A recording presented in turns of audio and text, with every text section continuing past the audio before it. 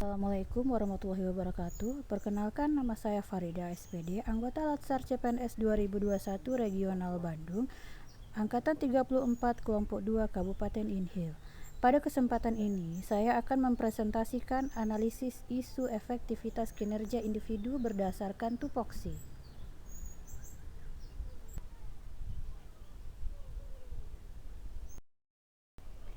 Analisis kali ini akan berkaitan dengan pembelajaran jarak jauh di sekolah dasar.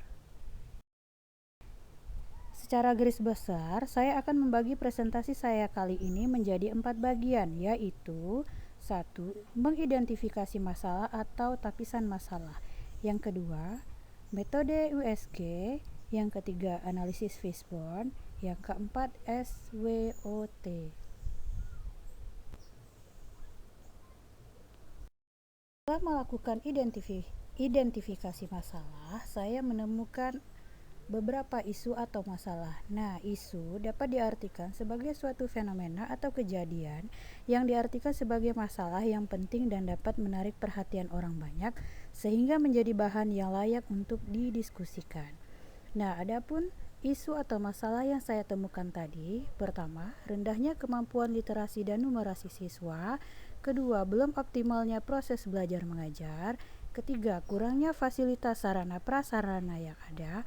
Dan yang keempat, kesibukan orang tua atau wali sehingga tidak dapat mendampingi siswa belajar di rumah. Setelah menemukan isu atau tapisan masalah, saya menganalisis isu tersebut dengan menggunakan metode USG. Teknik USG ini sendiri terdiri dari urgensi, seberapa mendesak sih suatu isu itu untuk dibahas atau ditindaklanjuti dan dibahas. Kemudian ada seriousness, seberapa serius suatu isu harus dibahas atau dikaitkan dengan akibat yang ditimbulkan. Kemudian yang ketiga ada growth, seberapa besar kemungkinan memburuknya isu tersebut jika tidak ditangani segera.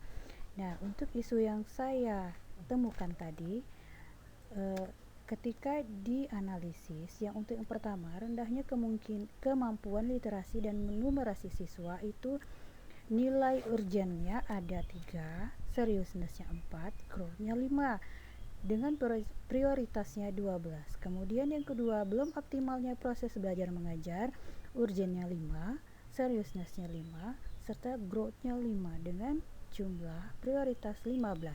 Kemudian yang ketiga, kurangnya fasilitas sarana dan prasarana yang ada dengan tingkat urgent 3, seriousness 3, dan growth 4. Yang terakhir, kesibukan orang tua atau wali sehingga tidak dapat mendampingi siswa belajar di rumah dengan tingkatan nilai urgennya 3, seriousness 4, serta growth 3 dengan prioritas 10.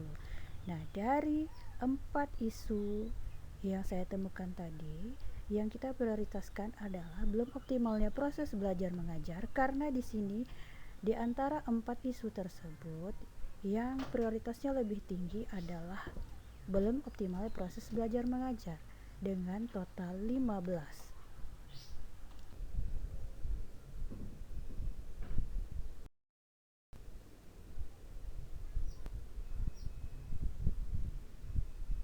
Dengan menggunakan metode Fishbone, terdapat 4 faktor yang menyebabkan belum optimalnya proses pembelajaran, yaitu lingkungan, manajemen, metode, dan manusia.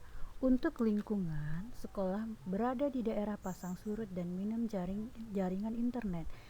Untuk metode, sebagian siswa tidak memiliki smartphone. Manajemen, keterbatasan waktu. Dan manusia, guru kesulitan mengelola pembelajaran dan kurangnya waktu orang tua mendampingi anak belajar. Kemudian, terdapat 3 dampak yang timbul bila permasalahan tidak segera diselesaikan.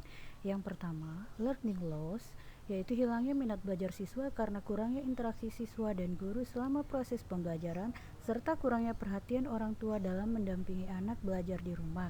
Yang kedua, ancaman putus sekolah. Resiko putus sekolah dikarenakan anak-anak akan lebih memilih untuk ikut bekerja bersama orang tuanya di masa pandemi, terlebih anak-anak tersebut berada di lingkungan pertanian atau tinggal di daerah perkebunan. Kemudian yang ketiga, penurunan pencapaian belajar.